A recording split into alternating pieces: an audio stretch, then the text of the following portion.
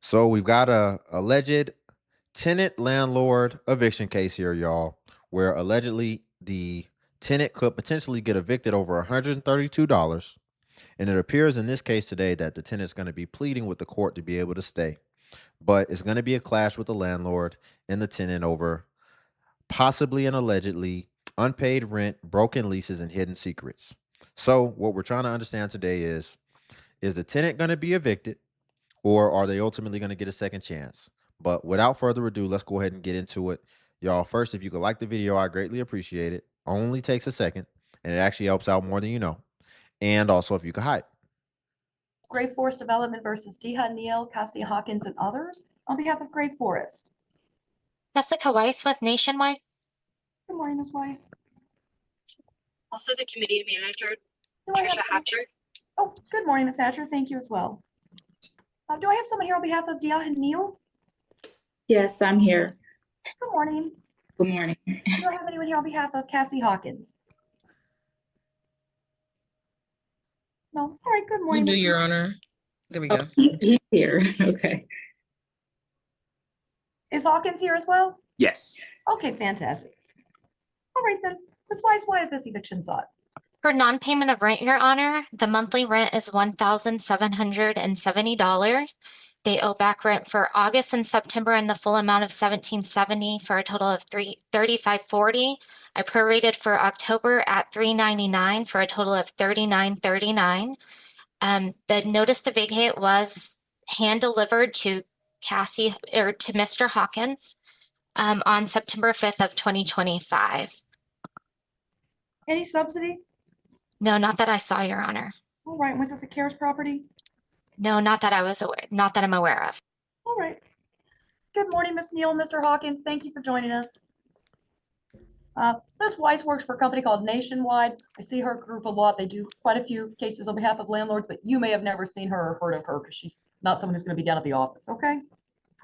But Ms. Weiss says that this case is one related to finances. She said that under the lease, the monthly rent is $1,770 or $1,770. Is that correct, Ms. Neal and Mr. Hawkins? It is correct, yes. Okay. And then she said that rent wasn't paid or hasn't been paid for August, September, and now October. Is that correct as well? July and August was initially supposed to be free, but I guess because I'm behind in rent, I now owe that. But so I don't necessarily agree with August because July and August was supposed to be free. Was that like an incentive when you moved in? Did they give you a concession of some sort? Yes, for signing a 15-month lease. Under the lease, does it say if you fail to make payment on time that the concession has to come back? Because that's typically what I see, and that's why that may be the answer as to why they're asking for that now. Yes, and it does say that. Okay. And how about September? Was September paid? I did try to pay September. They disabled the portal on August like 20th, and I had it set up through a company where I could like split the rent payments where they, I pay them a portion and they pay the rest. But because the portal was disabled, they weren't able to pay it. Okay. That's not uncommon. I hear that too. Once one payment is missed, they stop the portal and then it gets a little bit more difficult after that. All right. And same thing for October, not able to make a payment? Correct. All right. I will say this, today it's a judgment for the plaintiff, but you certainly can talk to the landlord now and see if some resolution can be reached. They don't have to. I'll be really clear. Legally, the landlord can say, we want your money. Oh, well, wow. That's a pretty open and shut case. She already let her know. Yeah, this is going to be a judgment for the plaintiff. You lost. But if you want to try to work it out with them and see if they'll accept it, it's really up to them. Basically, ma'am, you play a stupid game, you win a stupid prize. They're not playing. Most people today aren't playing. They're not playing. So this is what people are finding out. Things that used to go on where you can go 4 months, 5 months, 6 months without paying somebody rent, and they'll be patient with you and they'll take your excuses and all this good stuff. People are not playing no more. The first month, they shut your whole stuff down. Because why? They have to shut down your ability to pay after you miss that first month. Because if they accept any other money, then now it resets. And now they don't have the same claim that they had. So what this shows you is that they strike while the iron is hot. And if you slight them, you don't get any leeway which we're seeing with a lot of leasing companies and apartment companies and landlords ultimately. Y'all, before we get back into it though, if you could like the video, I greatly appreciate it. Only takes a second and it's only a click, but it actually helps out more than you know. And also if you could hide. And we want you to move out. Okay. But I have definitely had situations where kind of in this situation, they couldn't accept the money until the case is heard, but you can call them and try to work it out in the next 5 days. If you do nothing, the judgment becomes final on day 6. Okay. Okay, and that's also the soonest that they can get rid of possession. So, all right then, today it's going to be a judgment as sought. It's 3939, and that number is based on all the month for August, all the month of This is going to be good, I'm assuming, because we are not even a fraction of the video in, and she's already basically said she lost. So I'm guessing she's not going to be happy with that answer at all. September, and then a very small portion of October. So she's only asking for the 7 days of the month. Remember that the portal or the balance they give you, if you called your landlord, is quite likely going to be a higher number. It would probably be all of October and may include things like late fees or utility bills if those are also due. Okay. So for the appeal, what would I have to, if I want to do the appeal, how much would I have to pay? Just be the 17? No, because this one is since August. Well, yeah, I put the appeal bond at 1770. And if you can't afford Ooh. the appeal bond, but you still want to do it, you may qualify for what's called an affidavit of inability. Okay. And then here's the thing, and we're going to send you this information in writing. We send it to everyone in English and Spanish. The only thing that she would be able to do with that appeal is buy some more time, because you see the appeal bond meaning that you're basically paying what you would have been owing prorated. So it's basically you be paying them the rent, and then when you lose the appeal, they'll just get that money. So we're already starting the collection process of getting the money back. But if she needs more time, then it may be feasible. But ultimately, the appeal may happen shorter than a 30-day period. So she pays a full month's rent, and then let's say they do the appeal a week from now, and then you done paid a full month rent that you could have put somewhere else just to lose again and just to still be getting evicted the next 48 hours or whatever. So she has to be strategic and understand. That's why she want to know how much does it cost. We're going to see. We are not even close to done. If you appeal, even if you can appeal for free with the affidavit of inability, in order to stay living in the apartment while the case is being heard before a new court, you have to pay rent of 1770 every time it comes due. So first you have to pay it for the month of October, and then you got to start paying it November 1st. She's got to pay rent now, Otherwise, the regardless. landlord gets rid of possession, you still have to move out anyway. Okay, so those are two different things. So please do look at your options if you wanted to appeal. But we will send you all that today. So judgment is 3939 plus cost of court. Either party can appeal. Appeal bond would be 1770. Okay. All right. Any 1770. others? Ms. Neal, those are great questions. How about Mr. Hawkins? Any questions from you, sir? No. All right. Ms. Weiss, anything?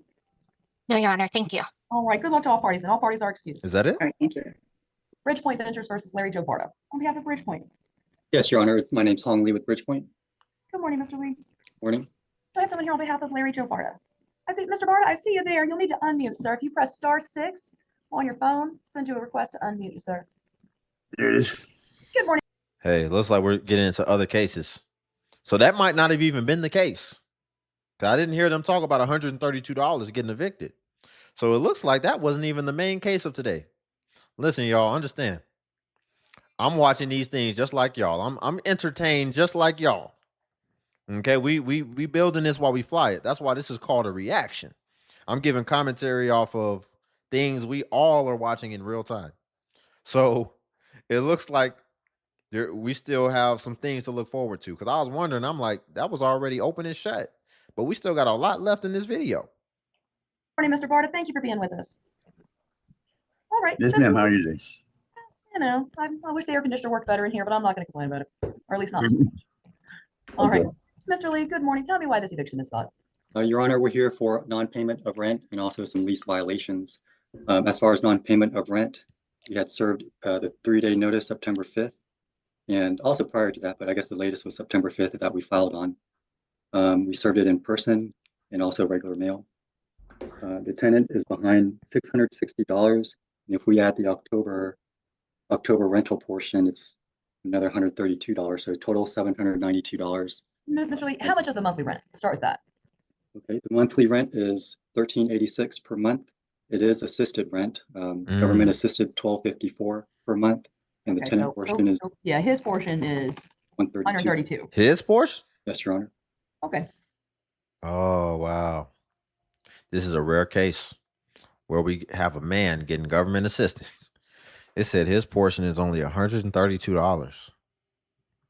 And it looks like he's about to get evicted from government assistance.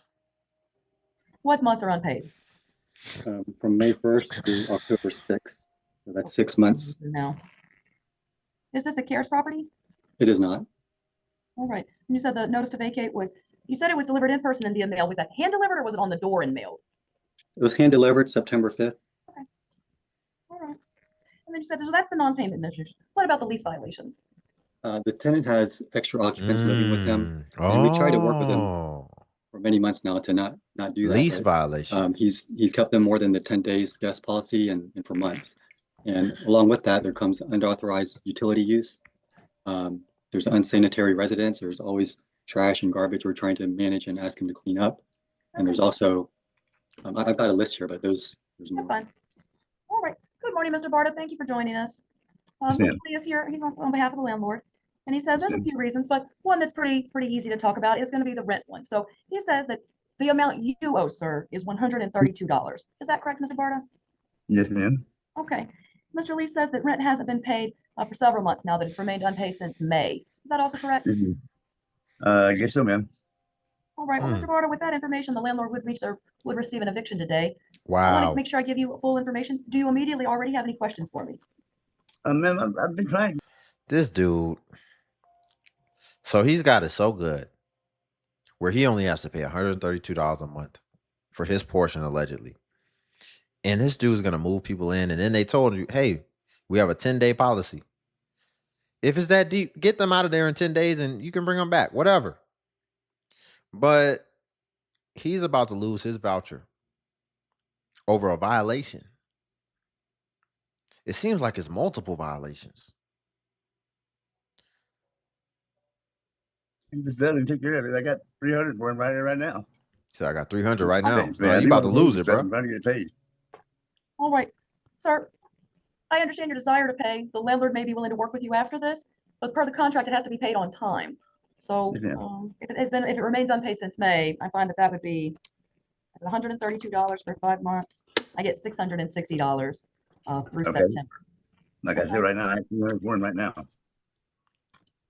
And then I get $30 for the amount that's due through today. So Mr. Lee, Mr. Barta, today the court would calculate back rent at $690, but that is what's owed and due to the landlord at this stage. So Mr. Barta, that would be the judgment, $690. Either party can appeal. The appeal bond would be $264. Mr. Barta, if you're receiving a government subsidy, quite likely you would qualify for the affidavit of inability. However, in order to remain in your apartment, if you appeal, you do have to pay the $132. You pay that directly to the courthouse. We will send you instructions specifically about that. Okay, sir? Okay.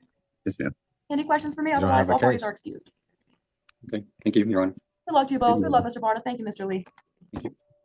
Urban Oaks Partnership versus Shamil Davis and others. Open and shut case on that one. Open and shut case. So now it's nothing to appeal. You lost. You try to appeal it, you're just going to lose again. So he's even worse off than the first lady. She can buy more time because she probably actually needs it. But no matter how much time he buys, what it appears is that he's going to lose his Section 8 voucher. He's going to lose his Section 8 voucher. And so many things went wrong here. I don't even think he would still qualify, allegedly, if it is a Section 8 voucher. But it's something government assisted. But I don't even think he would qualify to keep it regardless, because I would think they would report the fact that he has people living on his Section 8, living on his voucher. And that would then put you in bad standing with them. So you really put this guy in a bad position, because typically what will happen is the government assistance office is actually going to tell the landlord that he has to evict you, because they're no longer going to be funding you. Because not only did you violate his rules, but then when he reports to the government assistance office, then you violated their rules as well. And then you're not, did they say he's not paying his portion either? 132, and now he has it. See, people get on these programs and they get so comfortable and they get so settled in with the fact that they don't have to pay. They get so comfortable that they'll even try it with the minuscule amount that they're actually responsible for. They'll even try to get over knowing that they already have a sweet lick. They already have a sweet deal, and they'll still pull it. They'll still pull it. And then when the consequences ring down and they're held to that, and they're ultimately about to lose something, and then they don't know. Because listen, man, if you couldn't figure out $132 a month, I don't know how you're going to get out here and pay regular rent. If you couldn't solve that problem and figure out a way to be able to stay in good standing for that, it's hopeless for you. You ever see when you go to a certain place, they say, if you can make it here, you can make it anywhere. Well, the inverse is also true. If you couldn't act right under those circumstances, you're definitely not going to be able to survive under the circumstances that the rest of the population has to ultimately maneuver and operate under. And this is a man. This is a grown man. And he done figured out how to get Section 8, how to get public assistance.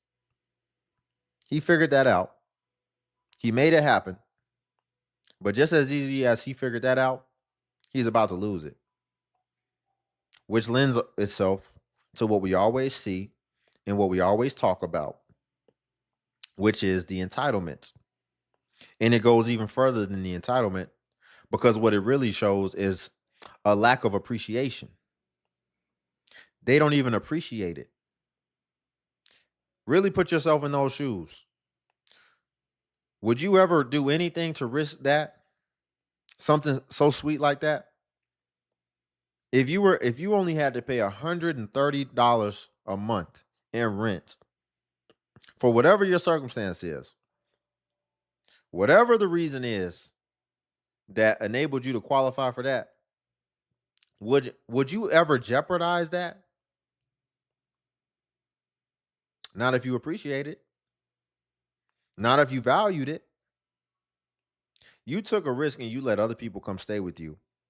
And apparently you didn't respect and they didn't respect it enough to at the very least stay under the radar.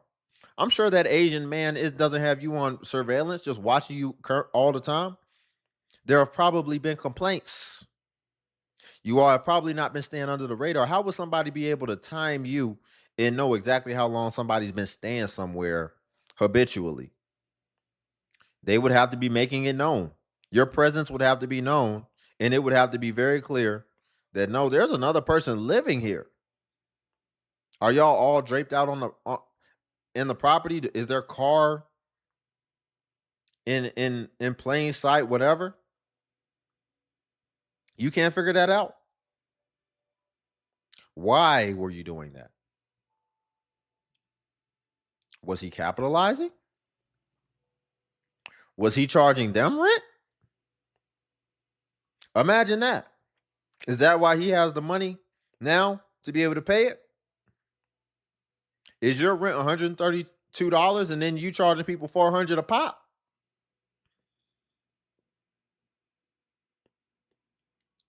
These are the questions that we have to be asking.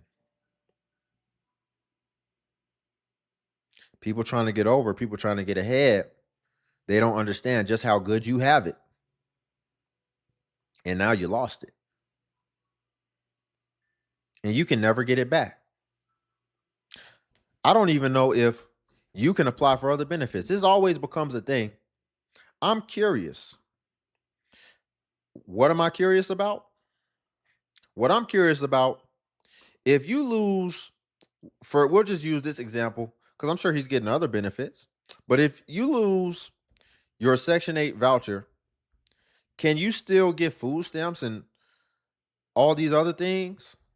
Or do you lose those too? That's what I want to know.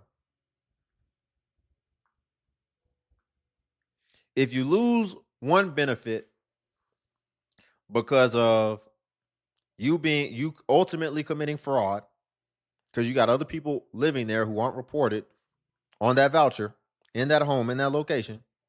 If you lose it, can you still get the other benefits associated. Okay, so I asked if you lose Section 8, can you still get food stamps? The answer to that is yes. Losing Section 8 does not automatically make you lose food stamps. These are separate programs. So what it appears is that Section 8 is based on HUD housing rules.